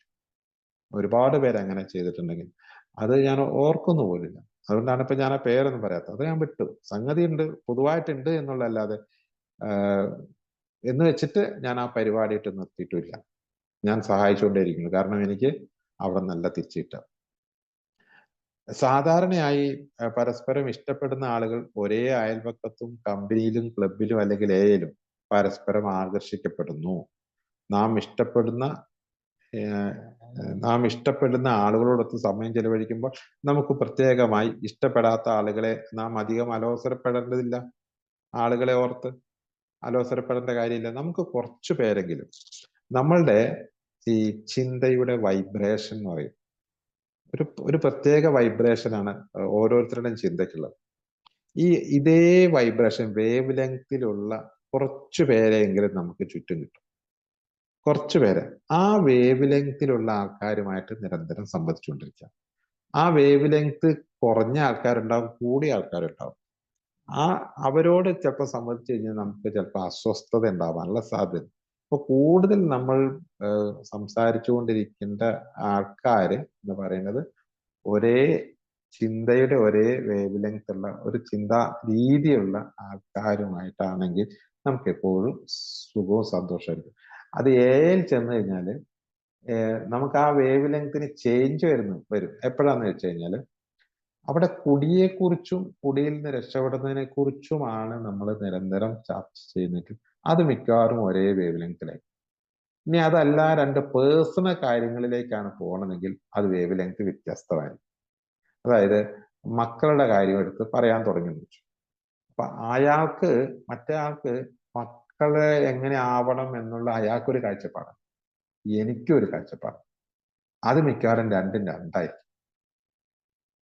കല്യാണമായാലും മറ്റുള്ള മക്കളെ എങ്ങനെ ഇങ്ങോട്ട് സഹായിക്കണം, ഞാൻ കുറെ കാലം മക്കളെ സഹായിച്ച അവരെന്നെ നോക്കണ്ടേ എന്നുള്ളൊരു കാഴ്ചപ്പാടുള്ള ഒരു മറ്റേ ആള്. ഞാൻ നേരെ തിരിച്ചാണ്, മക്കൾക്ക് ഞാൻ ഇത്രയും കാലം സഹായം ചെയ്തത് അത് അവർക്ക് വലുതാവാൻ വേണ്ടിയാണ്, ഇനി അവരായി അവരുടെ പാടായി എന്ന് ചിന്തിക്കുന്ന ആള് ഞാനാണെങ്കിൽ ഈ രണ്ട് വേവ് ലെങ്തിലായി.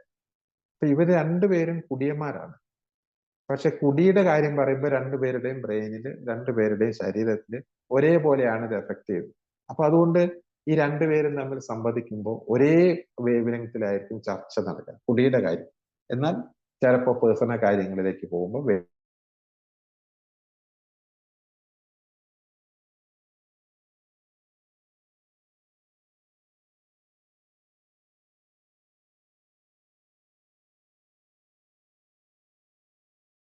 സൗഹൃദം ബലപ്പെടുകയും ചെയ്ത് കഴിഞ്ഞ് കഴിയുമ്പോൾ നമ്മൾ പേഴ്സണൽ ആയിട്ട് അങ്ങ് അടുത്ത് കഴിയുമ്പോൾ ആ പേഴ്സണൽ അടുക്കുന്നതിന്റെയും വേവ് ലെങ്ത് ഒന്നല്ലെങ്കിൽ നമുക്ക് പ്രശ്നം.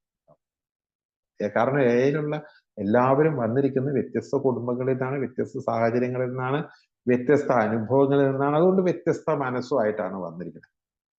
അതുകൊണ്ട് അവരുമായിട്ട് പല കാര്യങ്ങളിലും നമുക്ക് രാഷ്ട്രീയം എടുത്തു നോക്കാം, അവർ വ്യത്യസ്ത രാഷ്ട്രീയമായിരിക്കും. മതം എടുത്തു നോക്കാം, അവർ വ്യത്യസ്ത മതമായിരിക്കും.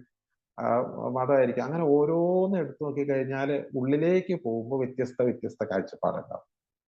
അപ്പൊ അത് ചിലപ്പോൾ നമുക്കത് യോജിക്കാൻ പറ്റാത്തുണ്ടാവും. അപ്പൊ അതിലേക്ക് നമ്മൾ പോകാൻ നിന്ന് കഴിഞ്ഞാൽ ചിലപ്പോൾ പ്രയാസം ഉണ്ടാവാറുണ്ട്.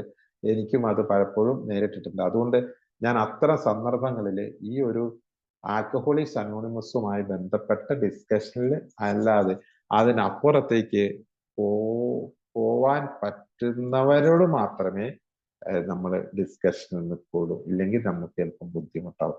ഇല്ലെങ്കിൽ ഈ പറഞ്ഞ പോലെ എന്താണ്, നമ്മളെ അസ്വസ്ഥനാക്കും.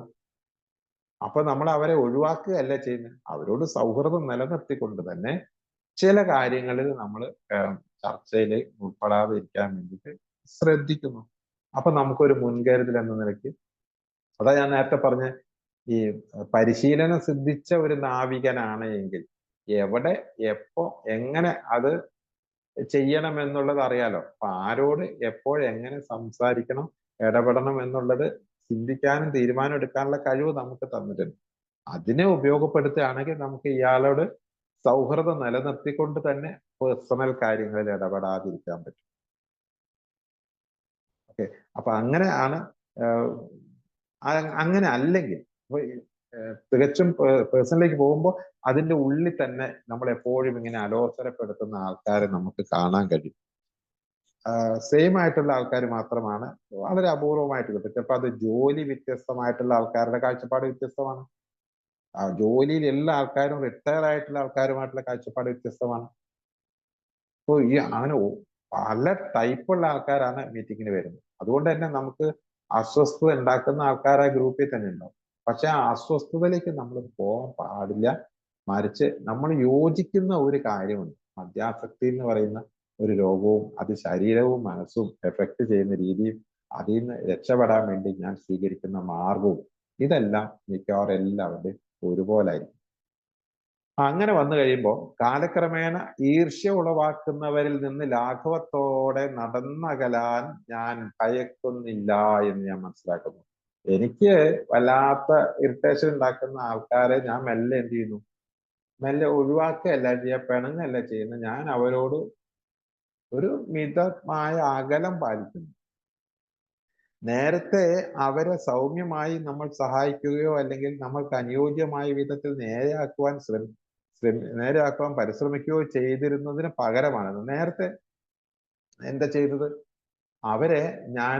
അവരുടെ കാഴ്ചപ്പാട് ശരിയല്ല, അതുകൊണ്ട് എന്റെ കാഴ്ചപ്പാടിനനുസരിച്ച് നിങ്ങൾ വളരൂ എന്ന് പറഞ്ഞിട്ട് അവരെ ഉപദേശിക്കുകയും നിർദ്ദേശിക്കുകയും ഒക്കെ ചെയ്യുന്നുണ്ടെന്ന് എവിടെ അവര് മാറൂല. അപ്പൊ അങ്ങനെ ഞാൻ അസ്വസ്ഥനാവുന്നതിന് പകരം ഇപ്പോ അവരെ അവരുടെ വഴിക്ക് വിടാനുള്ള ഒരു ഒരു മനസ്സ് ഞാൻ വളർത്തിയെടുത്തു. ഇപ്പോ മൊത്തത്തിൽ നോക്കിക്കഴിഞ്ഞാല് നല്ല എനർജിയാണ് മനസ്സിന്. കാരണം എനർജി ലോസ് ആവുന്ന ഏതെങ്കിലും സംഗതി ഉണ്ടെങ്കിൽ അതെല്ലാം ഞാനിപ്പോ അങ്ങോട്ട് മാറ്റി വെക്കുന്നു. എനർജി ലോസ് ആവും. ഇനി അഥവാ എനർജി ലോസ് ആവുകയാണെന്ന് കണ്ടാൽ അപ്പൊ തന്നെ ചാർജ് ചെയ്യാനുള്ള മാർഗവും പഠിച്ചു വെച്ചിരിക്കുന്നു. നമുക്ക് ഈ ഈശ്വരന്റെ ശക്തി ഇവിടെ ഉണ്ടല്ലോ. എപ്പോഴാണോ നമുക്ക് എനർജി ലോസ് ആവുന്നത് അപ്പോൾ നമുക്ക് ഫുൾ എനർജിയെ നമുക്ക് സ്വീകരിക്കാനുള്ള ആള് ഇവിടെ തന്നെ ഉണ്ട്. ആ ആൾ എപ്പോഴും നമ്മൾ കൂടെ കൂട്ടിയിട്ടുണ്ടെങ്കിൽ എപ്പോ വിളിച്ചാലും നമുക്ക് യാത്രക്കിടയിലോ ജോലി ചെയ്യുന്നതിന്റെ ഇടയ്ക്കോ അതല്ല ഭക്ഷണം കഴിക്കുന്നതിനിടയ്ക്ക് പോലും നമുക്ക് ഈ പറഞ്ഞ എനർജിയെ നമുക്ക് ഉള്ളിലേക്ക് ആവാഹിച്ച് കൊണ്ടുവരാൻ കഴിയും. അങ്ങനെ നമുക്ക് കൊണ്ടുവന്ന് കഴിഞ്ഞു കഴിയുമ്പോൾ ഈ പറഞ്ഞ അസ്വസ്ഥതകളൊക്കെ നമുക്ക് ഇല്ലാതായി കിട്ടും. ഇനി മറ്റൊന്ന്, ഈ പറഞ്ഞ ആൾക്കാർ ആരും നമ്മളാണ് പോയി കുടിക്കുന്നത്. ഇവരൊക്കെ ആരും നമ്മളോട് കുടിക്കാൻ പറഞ്ഞിട്ടില്ല, കുടിക്കാൻ നിർബന്ധിച്ചിട്ടില്ല, നീ പോയി കുടിക്കടാ എന്ന് പറഞ്ഞ് ഭീഷണിപ്പെടുത്തിയിട്ടില്ല, ഒന്നും ചെയ്തിട്ടില്ല. അവരാകെ ചെയ്തത് അവരുടെ ആ കാഴ്ചപ്പാടിലുള്ള അഭിപ്രായം പറഞ്ഞതാ. അത് അവരുടെ ഒരു തെറ്റുമല്ല. പക്ഷെ അത് എനിക്ക് ഇഷ്ടപ്പെട്ടില്ല എന്നുള്ളത് ആണ് എന്റെ പ്രശ്നം. അങ്ങനെയാണ് ഞാൻ അസ്വസ്ഥനാവുന്നത്. എന്നിട്ടാണ് ഞാൻ പോയി കുടിക്കുന്നത്. വളരെ രസകരമായ കാര്യമാണത്. അവര് പറയണത് അവരുടെ ഇഷ്ടത്തിനനുസരിച്ച് അവരുടെ കാഴ്ചപ്പാടിനനുസരിച്ച് പറയുന്നു. ഞാൻ എന്റെ കാഴ്ചപ്പാടിനനുസരിച്ച് പറയുന്നു. എനിക്കത് ഇഷ്ടപ്പെടാതെ വരുന്നു. ഞാൻ എന്റെ എനർജി പോകുന്നു, ഞാൻ പോയി കുടിക്കുന്നു. അവരാരും എന്നോട് നീ പോയി കുടിക്കടാ എന്ന് പറഞ്ഞിട്ടല്ല ഇത് പറയുന്നത്. മറ്റാരെങ്കിലും നമ്മളെ കുടിക്കാൻ നിർബന്ധിച്ചതായി നമുക്ക് ഓർമ്മയില്ല. ആരും കെട്ടിയിട്ട് ഞങ്ങളുടെ വായിൽ ഒരിക്കലും മദ്യം ഒഴിച്ച് തന്നിട്ടുമില്ല. അങ്ങനെ ആരും നമ്മളെ ശാരീരികമായി നിർബന്ധിച്ച് കുടിപ്പിക്കാത്തത് പോലെ ഇപ്പോഴാർക്കും മാനസികമായി തളർത്തിയിട്ട് കുടിയിലേക്ക് ഓടിച്ചു വിടാനും പറ്റില്ല എന്ന് ഞാൻ തീരുമാനമെടുക്കണം. പിടിച്ചു കെട്ടിയിട്ട് വായിൽ ഒഴിച്ചു തരുന്ന അതേ എഫക്റ്റ് ആണ് നമ്മളുടെ മനസ്സിനെ തളർത്തിയിട്ട് നമ്മളെ കുടിക്കാൻ വേണ്ടി നീ തന്നെ ഓടിപ്പോയി കുടിച്ചോ എന്ന് പറയുന്ന സംഗതി. രണ്ടും സെയിം ആണ്. അപ്പൊ വേറെ ഒരാൾക്ക് എന്നെ പിടിച്ചു കെട്ടി കുടിപ്പിക്കുന്നത് പോലെ തന്നെയാണ് എന്റെ മനസ്സിനെ തളർത്തുന്നത്. അതുകൊണ്ട് അതും നമ്മളൊരു മുൻകരുതലാക്കി എടുക്കണം. ആരെങ്കിലും എന്നെ പ്രകോപിപ്പിച്ചിട്ടുണ്ടെങ്കിൽ അത് എന്നെ കുടിക്കാൻ പോവാൻ വേണ്ടി അവൻ ചെയ്യുന്ന പണിയാണ് എന്ന് തിരിച്ചറിഞ്ഞാൽ അതിനെ മറികടക്കേണ്ടത് എന്റെ ഉത്തരവാദിത്തമാണ്. അതിന് ഞാൻ ഏത് വില കൊടുത്തും അതിനെ പ്രതിരോധിക്കേണ്ടതുണ്ട്, ശക്തി പ്രാപിക്കേണ്ടതുണ്ട്. ആ ശക്തി പ്രാപിക്കുന്നതിലെ അടിസ്ഥാനപരമായ ഒരു കാര്യമാണ് ഈ ജീവിക്കുക. അയാളായി അയാളുടെ പാടായി. മറ്റുള്ളവരുടെ പ്രവർത്തികളാണ് ഞങ്ങളെ കുടിക്കുന്നതിന്റെ കാരണമെന്ന് സ്ഥാപിക്കാൻ വളരെ എളുപ്പമാണ്. ഞങ്ങൾ ആ കാര്യത്തിൽ വിദഗ്ധരായിരുന്നു. എന്നാൽ സുബോധാവസ്ഥയിൽ ഞങ്ങൾ ഒരു പുതിയ വിദ്യ പഠിച്ചു. ഞങ്ങൾ ഒരിക്കലും മറ്റാരോടെങ്കിലും രൂക്ഷമായി നീരസമുള്ളവരാകാനും നമ്മൾ അവരോട് ഭയങ്കരമായ ദേഷ്യം, അസ്വസ്ഥത, വെറുപ്പ് ഇത് ഞാൻ ഇങ്ങനെ കൊണ്ടുവന്നു കഴിഞ്ഞിട്ട് അത് മുഖാന്തരം ഞങ്ങളുടെ ജീവിതത്തെ നിയന്ത്രിക്കുന്ന ഒരവസ്ഥ ഉണ്ടാവാനും അനുവദിക്കില്ല. അത് മുഖാന്തരം ഞാൻ പോയി കുടിക്കുന്ന ഒരവസ്ഥ ഉണ്ടാവാനും എൻ്റെ മനസ്സിന് ഞാൻ അനുവദിക്കില്ല. ആരെങ്കിലും ഒരു മോശ കാര്യം ചെയ്ത് എനിക്ക് വല്ലാത്ത വെറുപ്പ് വരുന്നത്, വിദ്വേഷം വരികയാണ്. എന്നിട്ട് ഞാൻ പോയി കുടിക്കുക. അതിന് ഞാൻ വിട്ടുകൊടുക്കുന്നില്ല. മറിച്ച് ആ ഒരു അവസ്ഥാവിശേഷത്തിൽ എനർജി താഴ്ന്നു പോകുമ്പോൾ ഞാൻ സ്വമേധയാ എനർജി ഉണ്ടാക്കിയെടുക്കാനുള്ള ശ്രമം നടത്തും. ഒന്നുകിൽ ഞാനത് എടുക്കാതിരിക്കുക, ഞാനത് ഉള്ളിലേക്ക് എടുക്കുന്നില്ല. ഇനി രണ്ടാമത് ഉള്ളിലേക്ക് എടുത്തു പോയെങ്കിൽ ആ എടുത്തു പോയതിന് കുടിക്കാനുള്ള തീരുമാനത്തിലേക്ക് പോകുന്നതിന് മുമ്പേ എനർജി ബൂസ്റ്റ് ചെയ്യാനുള്ള ശ്രമം നടത്തുന്നു. അപ്പൊ അതുകൊണ്ട് ഞാൻ ഇപ്പൊ എന്നെ പണ്ടത്തെ പോലെ പറ്റിക്കാൻ കഴിയില്ല. ഈ ഒരു കബളിപ്പിക്കല് ഈ കുടിക്കുന്ന കാലത്ത് ധാരാളം നടന്നിട്ടുണ്ട്. ഇപ്പൊ നമ്മൾ കുടിക്കുന്ന കാലത്ത് കുടി നിർത്തിയ അവസരങ്ങളിലെല്ലാം ഇതേപോലെ എന്തൊക്കെയോ സംഗതികളാണ് നമ്മളെ വീണ്ടും കുടിയിലേക്ക് നയിച്ചിട്ടുള്ളത്. ആരുടെയെങ്കിലും ചില പെരുമാറ്റങ്ങൾ, ആരുടെയെങ്കിലും ചില വാക്കുകൾ നമ്മളുടെ എനർജിയെ ലോസ് ആക്കും. നമ്മൾ എന്നിട്ട് വേഗം പോയി കുടിക്കും. അത് ശരിക്കും പിടിച്ചു വെച്ച് കെട്ടിയിട്ട് കുടിപ്പിക്കുന്നതിന് തുല്യമാണ് മാനസികമായി തളർത്തിയിട്ട് കൊണ്ടേ നമ്മൾ തന്നെ പോയി കുടിക്കുന്നത്. ഇത് രണ്ടും തുല്യമാണ്. അപ്പൊ അതിനും നമ്മൾ വകവെച്ച് കൊടുക്കുന്നത് നമ്മളൊരു മണ്ടനായി പോകും. അതുകൊണ്ട് നമ്മുടെ ഒരാൾക്കും എന്നെ പിടിച്ചു വെച്ച് കുടിപ്പിക്കാനുള്ള ഒരു നിയന്ത്രിക്കുന്ന അവസ്ഥ ഉണ്ടാവാനും അനുവദിക്കില്ല. വിശേഷാൽ അത് ഞങ്ങൾക്ക് കുടിക്കാനുള്ള കാരണമാവുന്ന പരിധി വരെ മറ്റൊരു വ്യക്തി ഞങ്ങളുടെ ജീവിതത്തെ നയിക്കുകയോ നശിപ്പിക്കുകയോ ചെയ്യുന്നത് അനുവദിക്കാൻ ആഗ്രഹമില്ല എന്ന് ഞങ്ങൾ കണ്ടെത്തി. എൻ്റെ ജീവിതത്തിന്റെ ഉത്തരവാദിത്വം എനിക്ക് മാത്രമാണ്. എൻ്റെ ജീവിതത്തിന്റെ ഉത്തരവാദിത്വം എനിക്ക്. അത് വേറെ ഒരാൾക്ക് വിട്ടുകൊടുക്കുന്നത് വലിയ മണ്ടത്തരമാണ്. ഞാൻ ചെയ്യുന്ന പ്രവൃത്തിയുടെ ഉത്തരവാദിത്വം എനിക്കാണ്. ഞാൻ എങ്ങോട്ട് പോകണം എന്നുള്ളത് ഞാനാണ് തീരുമാനം എടുക്കേണ്ടത്. ഞാനാണ് ചിന്തിക്കേണ്ടത്. അപ്പൊ ചിന്തിക്കാനും തീരുമാനം എടുക്കാനും വിശകലനം ചെയ്യാനും ഒക്കെ ഉള്ള ഒരു കഴിവ് നമുക്ക് തന്നിട്ടുണ്ട്. അതുകൊണ്ട് എൻ്റെ തീരുമാനത്തിന്റെ ഉത്തരവാദി ഞാനാണ്. ഞാൻ കുടിച്ചതിന്റെ ഉത്തരവാദി ഞാനാണ്. അതുകൊണ്ട് കുടിക്കാതിരിക്കുന്നതിന്റെ ഉത്തരവാദി ഞാനാണ്. അപ്പൊ തീരുമാനം എടുക്കാനുള്ള കഴിവ് എനിക്കുണ്ട്. ആ തീരുമാനത്തെ സ്വാധീനിക്കാൻ മറ്റൊരു വ്യക്തിയെയും അനുവദിച്ചുകൂടാ, മറ്റൊരു സംഭവത്തെയും അനുവദിച്ചുകൂടാ. സംഭവങ്ങൾ വരാം, വ്യക്തികൾ വരാം. അപ്പൊ ഈ ഒരു ഒരവസ്ഥയിലേക്ക് നമ്മൾ മാറുകയാണെങ്കിൽ ആണ് ശരിക്കും പറഞ്ഞാൽ ഒരു മാനസിക മാറ്റം സംഭവിക്കുക. നേരത്തെ ആണെങ്കിൽ ഈ പറഞ്ഞ കുടിക്ക് വേണ്ടിയിട്ട് ഒരു കാരണം കിട്ടാൻ കാത്തിക്കുക. അപ്പോഴേക്ക് നമ്മുടെ എനർജി അങ്ങ് താഴെ പോകുന്നു, വേഗം പോയി കുടിക്കണം. ഇപ്പോൾ നമ്മൾ ആൽക്കഹോളിക്സ് അനോണിമസ് വന്നപ്പോൾ നമ്മുടെ മാനസിക സ്ഥിതിയൊക്കെ മാറി, നമുക്ക് എനർജി കൈവന്നു. അതുകൊണ്ട് ഇപ്പൊ പവർഫുള്ളാണ്.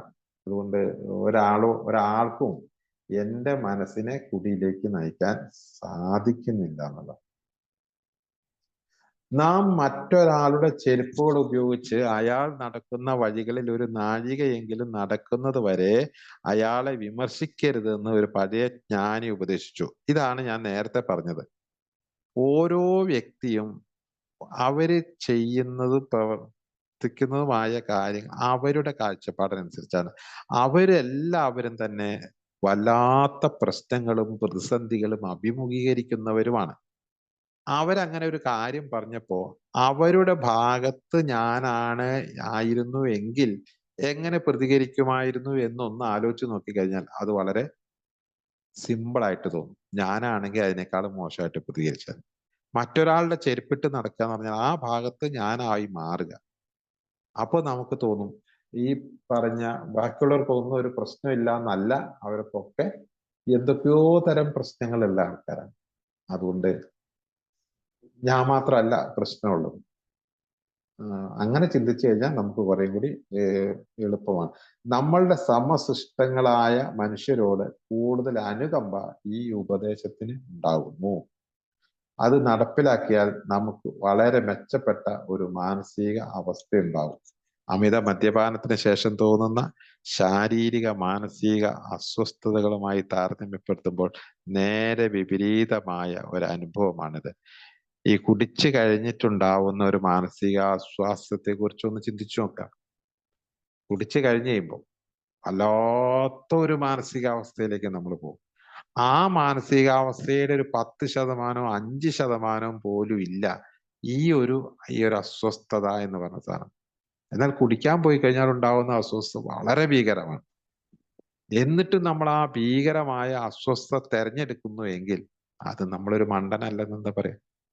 ഇവിടെ ആണെങ്കിൽ ഈ അസ്വസ്ഥത പരിഹരിക്കാൻ ചിലപ്പോൾ നമുക്കൊരു 5 മിനിറ്റ് മതിയാവും.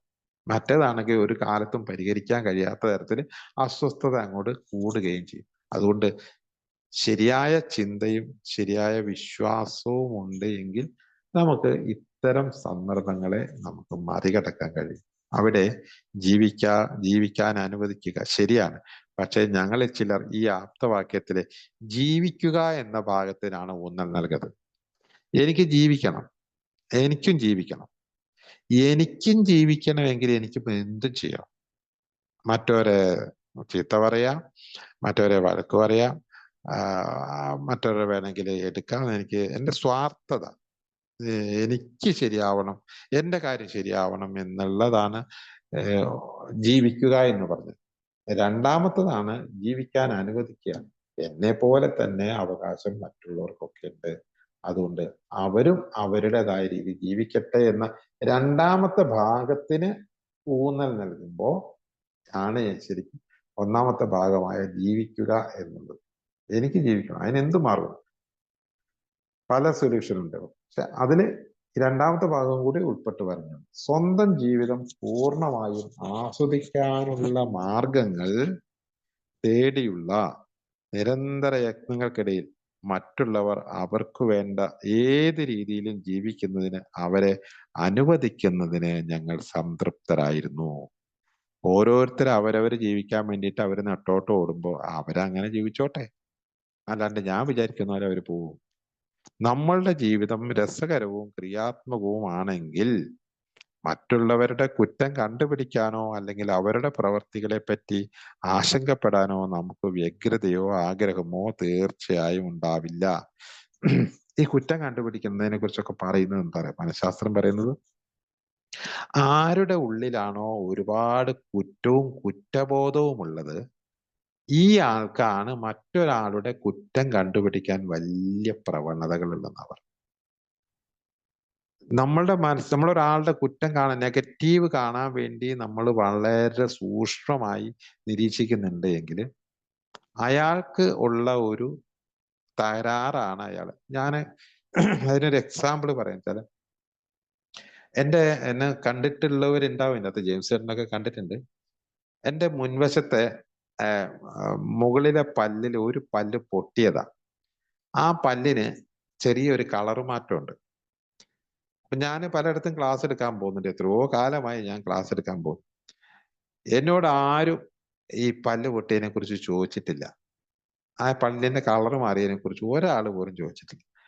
പക്ഷെ ഞാൻ കഴിഞ്ഞ ആഴ്ച ഒരു സ്ഥലത്ത് ചെന്നപ്പോ ഒരാള്, എനിക്ക് പരിചയമില്ലാത്തൊരു സ്ഥലം, ഒരാളെ എൻ്റെ അടുത്തേക്ക് ഓടി വന്നിട്ട് എന്നോട് ചോദിച്ചു, നിങ്ങളുടെ പല്ല് എങ്ങനെയാ പൊട്ടിയത്, നിങ്ങളുടെ പല്ലിന് എന്താ കളർ മാറിയത് നിൽക്കുന്നത്, അതെങ്ങനെയാ പൊട്ടിയത് എന്ന് ചോദിച്ചു. ഞാൻ പറഞ്ഞു, അത് പൊട്ടിയത് ഞാൻ 1982 പൊട്ടിയതാണ്. 43 കൊല്ലം മുമ്പ് പഠിക്കുന്ന സമയത്ത് പൊട്ടിയതാണ്. എന്നിട്ട് അതിനെന്താ ചെയ്തത് എന്നൊക്കെ പറഞ്ഞിട്ട് അയാൾ വളരെ കാര്യമായിട്ട് എന്നോട് ചോദിച്ചു. അപ്പൊ എന്താ സംഭവം, ഞാൻ അയാളുടെ മുഖത്തേക്ക് നോക്കിയപ്പോ എന്റെ പല്ല് പൊട്ടിയ അതേ പല്ല് അയാളുടെ പറഞ്ഞു പോയി. അയാളുടെ പല്ലും ഇതേപോലെ പൊട്ടിയതായിരുന്നു. എന്നിട്ട് അത് അയാൾ പറിച്ചു കളഞ്ഞു. അപ്പൊ ഒരു പല്ലിന്റെ ഗ്യാപ്പുള്ള ഒരു മനുഷ്യനാണ് എന്നോട് ഇത് ചോദിക്കുന്നത്. അപ്പൊ അയാളുടെ ആ പല്ല് ഇല്ലായ്മ ഉള്ളത് കൊണ്ട് അയാൾ ബാക്കിയുള്ളവരുടെ എല്ലാവരുടെയും പല്ല് നോക്കി നടക്കുക. അതുകൊണ്ടാണ് അയാൾ എന്നെ കണ്ട പാടെ ഓടി വന്ന് പല്ലിന്റെ കാര്യം. ഞാൻ ഒരു എക്സാമ്പിൾ പറഞ്ഞു എന്നുള്ളൂ. ഒരാളുടെ കയ്യിൽ എന്താണോ കുറവുള്ളത്, ആ കുറവ് ഉണ്ടെങ്കിൽ ആ കുറവ് മറ്റുള്ളവരിൽ കാണാൻ വേണ്ടിയിട്ട് ഇയാൾ വല്ലാതെ നോക്കി നടക്കും. ഇപ്പൊ നിങ്ങളെ ഒരാൾ കുറ്റം പറയുന്നുണ്ടെങ്കിൽ എനിക്ക് തോന്നുന്നത് ആ കുറ്റം അയാളിലുണ്ട് എന്ന് അയാൾക്ക് അറിയാമുള്ളത് കൊണ്ടാണ് അയാൾ നമ്മളിൽ കുറ്റം പറയുന്നത് എന്നെനിക്ക് ഈ ഒരു എക്സാമ്പിളിലൂടെ ഞാൻ മനസ്സിലാക്കി. ഇല്ലെങ്കിൽ പിന്നെ എത്രയോ വർഷങ്ങളായി, 43 വർഷമായിട്ട് ആരും ചോദിക്കാത്ത ഒരു ചോദ്യം ഇയാൾ വന്ന് ഇങ്ങനെ ചോദിക്കാൻ കാരണം അയാളുടെ ആ പല്ലില്ല. അതുകൊണ്ട് അയാൾ വേഗം എന്റെ പല്ലിന് കേട് അയാൾ കണ്ടുപിടിച്ചു. എന്നിട്ട് അയാൾ എന്നോട് പറയാണ്, അത് കേടായി പോകട്ടോ, അത് പറഞ്ഞു പോവും, അങ്ങനെയാവും ഇങ്ങനെയാവും എന്ന് പറഞ്ഞ് എന്നെ പേടിപ്പിച്ചിട്ട് അയാൾ പോവുകയും ചെയ്തു. ഞാൻ പറഞ്ഞു കുഴപ്പമൊന്നുമില്ല, 43 കൊല്ലമായിട്ട് അങ്ങനെ ഇരിക്കുന്ന, അത് അവിടെ ഇരുന്നോട്ടെ എന്ന് പറഞ്ഞിട്ട് ഞാൻ അയാളെ പറഞ്ഞു വിടുകയും ചെയ്തു. ഓക്കെ. നമ്മള് നമ്മുടെ ജീവിതം രസകരവും ക്രിയാത്മകവുമാണെങ്കിൽ മറ്റുള്ളവരുടെ കുറ്റം കണ്ടുപിടിക്കാനോ അല്ലെങ്കിൽ അവരുടെ പ്രവർത്തികളെ പറ്റി ആശങ്കപ്പെടാനോ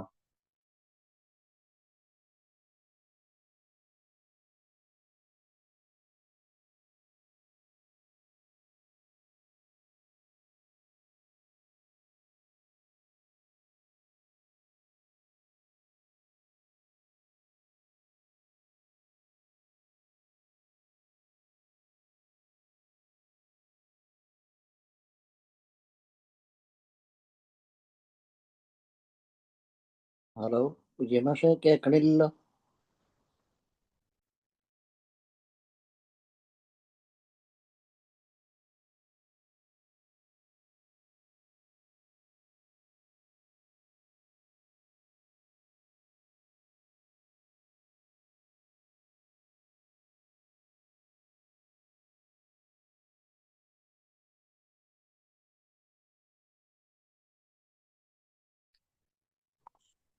കേട്ടില്ല. വിജയമാഷ് കട്ടായി പോയി. ഇപ്പൊ വരും, ഇപ്പൊ കേറും.